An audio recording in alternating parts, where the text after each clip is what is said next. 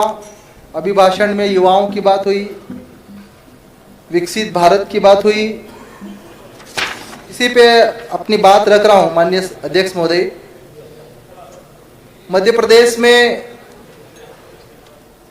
अधिसूचित क्षेत्रों में पैसा एक्ट जब लागू किया गया और पैसा एक्ट के नियम बनाए गए तो प्रदेश में आदिवासियों को इस बात का भरोसा था कि सरकार उनकी जमीन नहीं छीनेगी। आदिवासियों को इस बात का भी भरोसा था कि उनको कोर्ट कचहरी के चक्कर ये जो है नहीं लगाने पड़ेंगे। लेकिन पैसा एक्ट 1996 में लागू हुआ, नियम 2022 नवंबर 2022 में बने। इसके बाद भी न तो आदिवासियों की जमीन छीनना बंद हुई, न आदिवासियों का छोटे छोटे मामलों में जेल में उसके बारे में जाना बंद हुआ। स्पष्टीकरण का अधिकार है। ऐसा एक्ट की धारा 4 और 4 में स्पष्ट रूप से प्रावधान किया गया है कि आदिवासियों की रूढ़ियों, परंपराओं, धार्मिक और सामाजिक रीति रिवाजों का संरक्षण किया जाएगा। माननीय सभापति महोदय, मध्य प्रदेश में जब पैसा नियम बनाए तो आदिवासियों की रूढ़ियों, परंपराओं और धार्मिक रीति रिवाजों को रूढ़ी जन्य संहिता में विधि का रूप दिए बिना ही पैसा नियम लागू कर दिया। और आज मध्य प्रदेश के जो आदिवासी बहुल्य जिले हैं, धार जिला हो, झाबुआ जिला हो, रतलाम जिला हो, खरगोन बड़वानी हो, सबसे ज्यादा आदिवासियों के ऊपर मुकदमे दर्ज किए जा रहे हैं।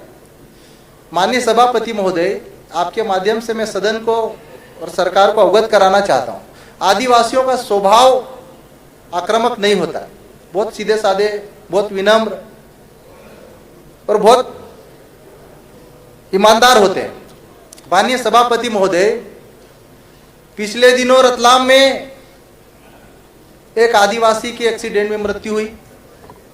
हमारे धार जिले के मनावर, मेरी विधानसभा क्षेत्र है, वहां पे भी अल्ट्राटेक में एक व्यक्ति की दुर्घटना में मृत्यु हुई। आदिवासी युवाओं में, समाज में इस बात का आक्रोश था कि दुर्घटना के कारणों की जांच की जाए और जिन युवाओं की मृत्यु हुई कंपनी के खिलाफ एफआईआर दर्ज होना चाहिए। रतलाम में भी यही मामला था। लेकिन माननीय सभापति महोदय, उन मृतक के परिवार को न्याय मिलने की बजाय, उन न्याय की मांग करने वाले आदिवासियों को न्याय मिलने की बजाय उल्टे उनके ही ऊपर जब आंदोलन किया तो एनएसए की धारा के तहत मुकदमे दर्ज किए गए। पर आज तीन महीने से ज्यादा हो गए, लेकिन उन युवाओं को जेल से बाहर नहीं आने दिया जा रहा।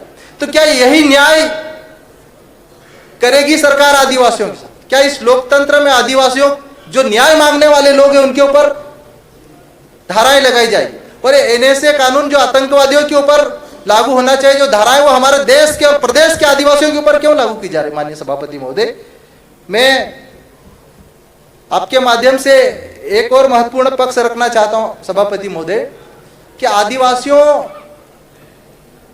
की वैवाहिक पद्धति के जो तरीके हैं वो रूढ़ी प्रथा के तहत, और उस रूढ़ी प्रथा के तहत आदिवासी जो भी मामले हैं, जमीन संबंधित विवाद हो, विवाह संबंधित विवाद हो, गांव में पंचायत बैठती है, पटेल व्यवस्था आज भी राजस्व का दर्जा है, पटेलों को उनके समक्ष फैसला होता है और गांव के फैसले गांव में ही होते हैं, और यही पैसा नियम का मूल आधार भी है।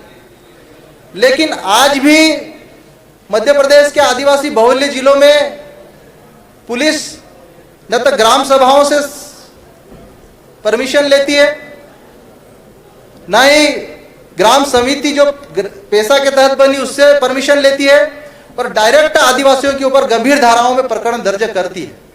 तो क्या सभापति महोदय, जब कानून बनाया, एक्ट बना, ये एक्ट और कानून सिर्फ दिखावा है? सभापति महोदय, आपके माध्यम से मैं चाहता हूं कि इस प्रदेश और देश के आदिवासियों के साथ न्याय होना चाहिए। इस लोकतंत्र में उनके अधिकारों की रक्षा होना चाहिए और खासकर 5वीं अनुसूचित जिलों में, 6वीं अनुसूचित क्षेत्रों में आदिवासी जो अपनी संस्कृति के लिए जाना जाता है, अपनी परंपराओं के लिए जाना जाता है, वही उनकी पहचान है। उनकी रक्षा और सुरक्षा करने की जिम्मेदारी सरकार की होनी चाहिए।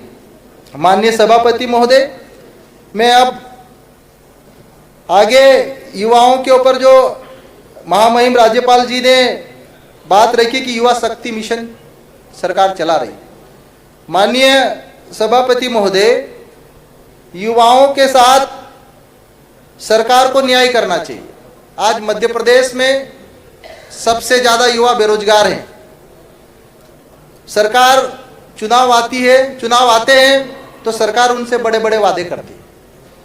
मैं पिछले 6 महीने से युवाओं के साथ बैठा, कई मीटिंगें करी और जो बातें निकल के आई वही आपके समक्ष रख रहा हूं। जन सेवा मित्र चुनाव से 1 साल पहले तत्कालीन माननीय मुख्यमंत्री शिवराज सिंह चौहान जी ने उन मित्रों को भरोसा दिलाया था, विश्वास दिलाया था। मेरे भांजे भांजियों, मेरे बेटे बेटियों, लाल परेड मैदान भोपाल में तो आई लव यू बोला था और लड़कों ने भी विश्वास करके आई लव यू टू भी बोला। लेकिन जैसे ही चुनाव हुआ, सरकार बनी, बिना नोटिस दिए उन 9,300 जन सेवा मित्रों को सरकार ने निकाल दिया। मैं चाहता हूं माननीय सभापति महोदय, आपके माध्यम से सरकार उन बेरोजगार युवाओं के साथ न्याय करे, उनको तत्काल सरकार उनको नियुक्तियां दे और सरकार की योजनाएं जन जन तक पहुंचे, उसके लिए उनको नियुक्त किया जाए। मध्य प्रदेश में 2023 में पुलिस भर्ती हुई, लेकिन रिजल्ट आज 2025 तक नहीं आया। माननीय सभापति महोदय, प्रदेश में 25,000 पुलिस कांस्टेबल के पद खाली पड़े हैं। आज कानून व्यवस्था दिनों दिन बिगड़ती जा रही है, लेकिन रिजल्ट नहीं आ रहा। सरकार ने दूसरी विज्ञप्ति भी निकाल दी, लेकिन पुरानी जो भर्ती हुई, पुरानी जो घोषणा हुई है, उसके रिजल्ट, जो परीक्षा हुई है उसके रिजल्ट जारी नहीं किए। माननीय सभापति महोदय, ऐसे ही शिक्षक भर्ती